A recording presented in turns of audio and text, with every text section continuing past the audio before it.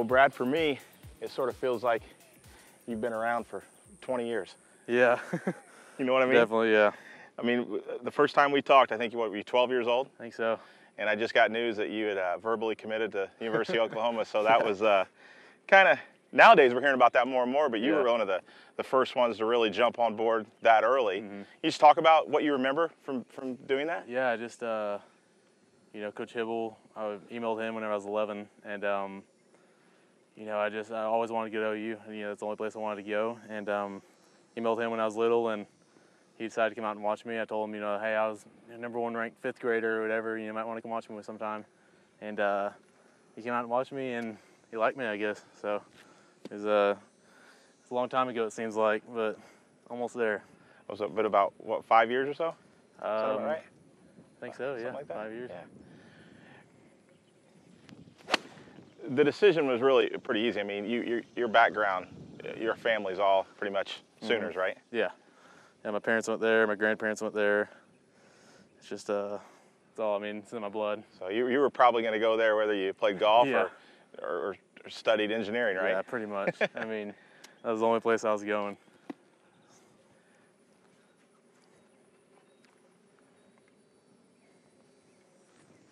So what has it been like the last, you know, or I guess, you know, that period from when you were 12 to 13, 14?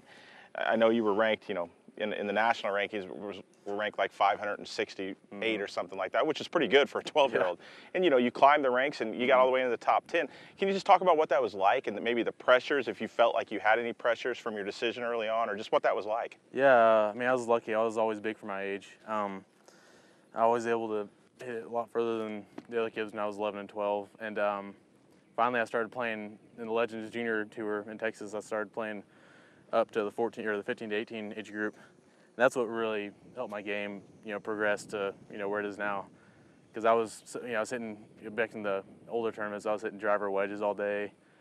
You know, it was easy. And then all of a sudden I started heading to hit, you know, 4 irons and 5 irons in the greens. And that helped me a ton moving up to age group, because it just helped me expand my whole game, helped me in my short game, my long irons. And, you know, after that is when I started playing, you know, one Thunderbird when I was 13, and you know, that's whenever I started playing really well, after I moved up the age group and started working on my whole game instead of just drivers and wedges. And yeah, so I mean, it's been a long process. There's been a lot of ups and downs, and but yeah, I mean, it's been a whole lot of fun. Yeah, I'm going to miss junior golf for sure. I'm ready to move on, but I'm thankful for what these last, you know, 5 or 6 years have, you know, done for me. What has you said a lot of ups and downs. What do you think the biggest up is, and what do you think maybe is the biggest down that you've experienced over the last 5 years? Biggest up was probably, I mean, Thunderbird was awesome. You know, winning that when I was little. I mean, it seems like it was ages ago now, but that was huge. You know, Junior Ryder Cup. That was probably one of the coolest one of the coolest weeks I've ever had. It was, you know, all the whole entire year I was focused on that event. And trying to get into that event, and you know, just to be there and playing on a team with, you know, Sam and Davis and all those guys, it just kind of, it was surreal that, you know, I reached the goal I wanted.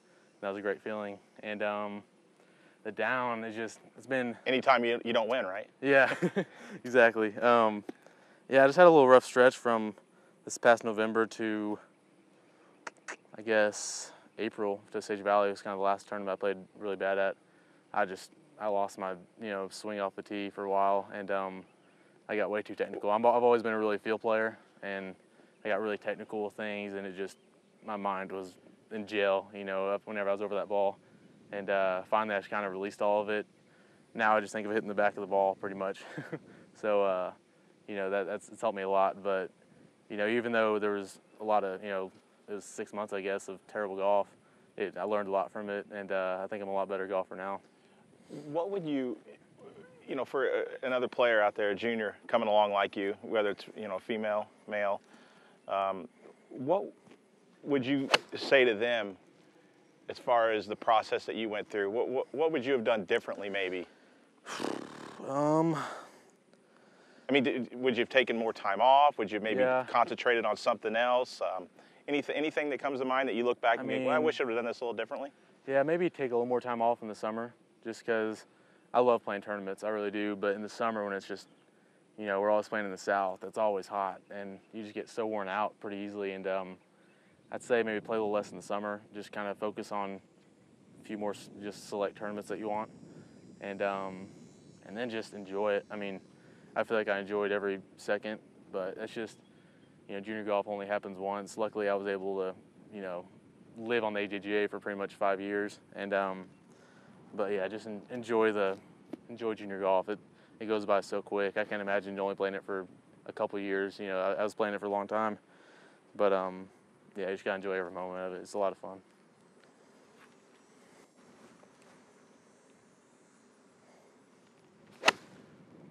What's your favorite golf course? I've gotten to play Augusta National.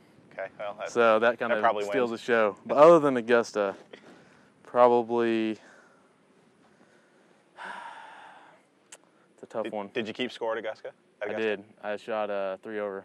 Okay. But I was 5 over through 5. So I was kind of in awe on those first few holes. I double 2, which is a pretty easy birdie hole. So that's 3 strokes right there. But yeah, I mean, whenever you just step on the ground, you're just in awe of the place. And finally, after 5 holes, like, all right, Brad, you're not playing too great. Let's do something here. And I started finally to play pretty well.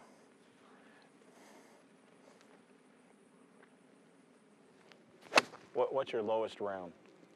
I've shot a 58 before. But How far? It was 6,400, I think. It was my home course, and I lived in, well, when I lived in Hobart last year, I was high school there. It was my home course there, and it was par 68 at the time, though, because number 10 is usually par 5. It's usually par 70, and it was under construction because the fairway was all messed up. So it was a par 3, but I guess it kind of has a little asterisk next to it, but it's still 58. It still counts. Yeah. How many hole-in-ones? 2. Well, 2.5. I count. I made one at TPC Sawgrass in the practice round, but it was my second ball. So I count that. We can count practice. I'll count that as a half, though, but it was my second ball, so okay. I count it as a half. But 2 real ones, one half one.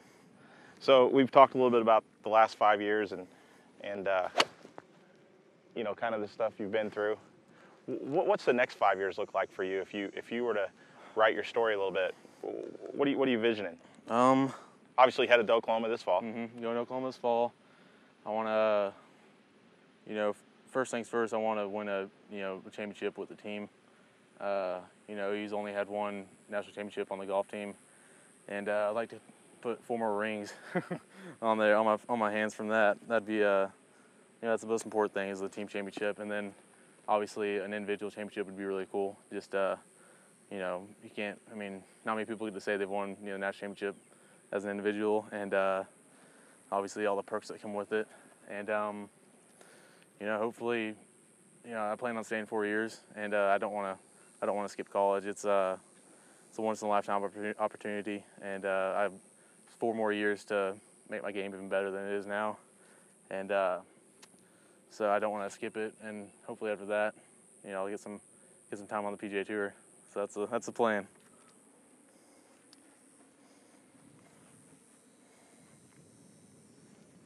Have you spent much time with Coach Hibble, you know, here and there, or up at Norman? Have you been around the facilities a little bit? I have a little bit. This past year, on the weekends, I'd go down to Norman every once in a while and play some golf with some buddies that lived around there. And you know, if he was in town, if he was in his office, I'd go stop by and say hey and talk a little bit.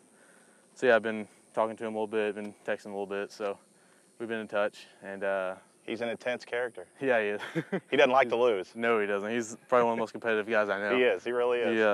Yeah, I love him though. He's going to help me so much with, you know, not only just the golf part of the game, but just, you know, the life side. Just, you know, he's going to help me with life and how to manage my way around the golf course a little better. And, you know, I can't wait to play for him. He's a great guy. Now, you have a few tournaments left. You were just telling me a little bit ago.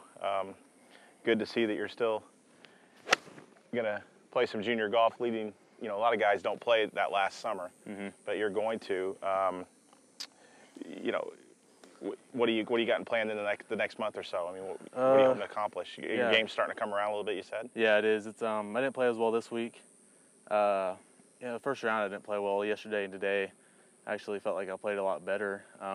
Yesterday I got a few bad breaks, and today I've shot even, so it wasn't a terrible score.